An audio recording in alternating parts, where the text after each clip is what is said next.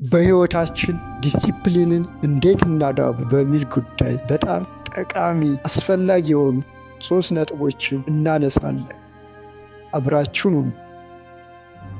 ዲሲፕሊን ስንል አንድን ነገር ስሜታችን ቢፈቅድም ባይፈቅድ መደረግ ስላለበት ብቻ ማድረግ መቻል ነው።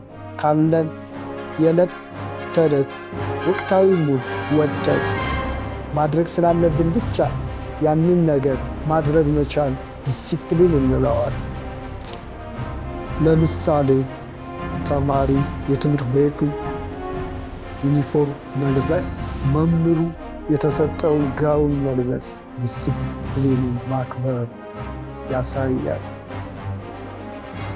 ለማንኛውም ተግባር ምንም አይነት ችሎታ፣ ብቃት ቢኖረን ተግባሩን ፈልገው ዲሲፕሊን ካላሟላን ውጤታማ መሆን አንችልም።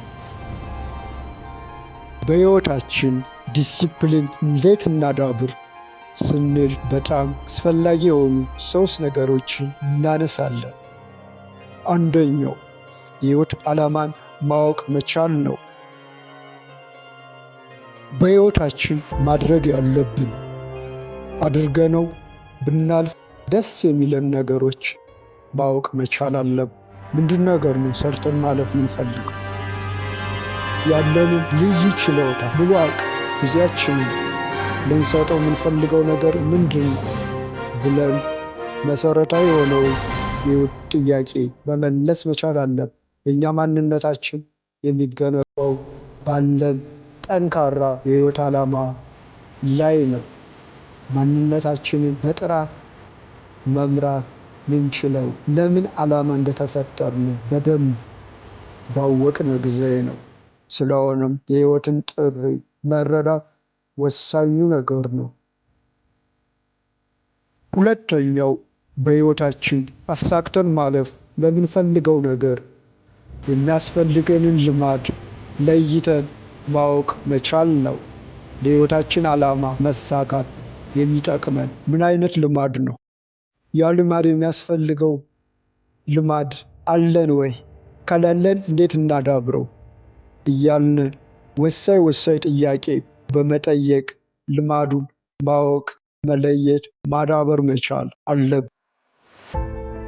አንድን ተግባር ልማድ ለማድረግ ቢያንስ ለ21 ቀናት ተከታታይ ያንን ተግባር መፈጸም መቻል አለብን።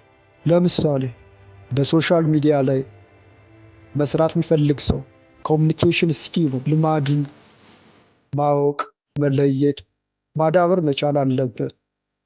ሶስተኛው የጀመርነውን ዲሲፕሊን ማስቀጠል መቻል ነው። በሕይወታችን ማዳበር የምንፈልገውን ዲሲፕሊን ወይም ተግባር ከጀመር በኋላ በምንም አይነት ሁኔታ ውስጥ ብንሆንም ያ ነገር እንደሚጠቅመን እስከተረዳን ድረስ ማስቀጠል መቻል አለብን። ተግባራዊ ለማድረግ ወሰንበት፣ ወደ ተግባር ገባን። ብዙ ከተጓዝን በኋላ ለሚመጡ ችግሮች ሁሉ በጥንቃቄ በማስተዋል በቂ ምክንያት እየሰጠን ነገሩን ከማስቀጠል ወደ ኋላ ማለት አለመቻል አለብን። ስለሆነም ለዲሲፕሊን ተገዢ ሰው ለመሆን አንደኛ በሕይወታችን ማሳካት የምንፈልገው የሕይወት ዓላማ ማወቅ፣ መለየት፣ እንዴት እናሳካዋለን ብሎ መጠየቅ። ሁለተኛው ለዛ ማሳካት ለምንፈልገው የሕይወት ዓላማ የሚያስፈልገን ልማድ ምንድን ነው? ያ ልማድ እኛ አለን ወይ? ከሌለን እንዴት ልናዳብረው እንችላለን? ሶስተኛው ወደ እኛ ያመጣነውን ልማድ ከእኛ ጋር እንዴት ማስቀጠል እንችላለን? ጠቃሚ የሆነን ስትራቴጂው መንደፍ መቻል ይጠበቅብናል። እንደዚህ አይነት ጠቃሚ ሀሳቦች እንዲደርሷችሁ ቻናሉን ሰብስክራይብ፣ ላይክ፣ ሸር አድርጉ። መልካም ጊዜ